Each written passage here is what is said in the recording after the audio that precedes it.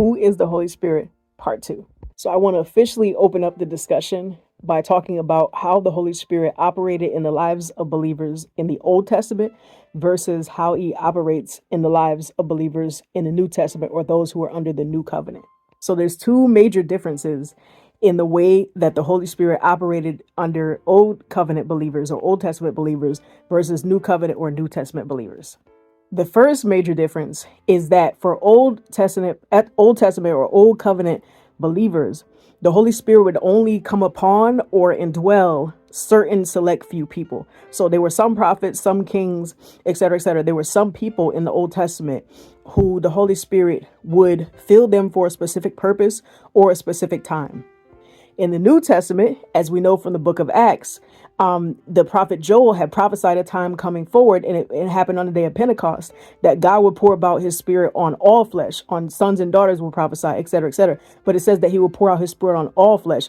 So all believers in the New Testament actually have the Holy Spirit. So that's the first major difference.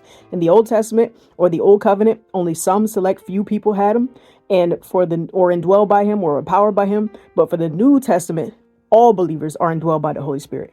That leads directly into the second major difference. So the second major difference is that for the Old Covenant or Old Testament believers, the Holy Spirit would only be temporarily indwelling them. So he would only indwell them for a specific purpose or a specific task or whatever. And then if they sinned or if they messed up or whatever, he could end up leaving them.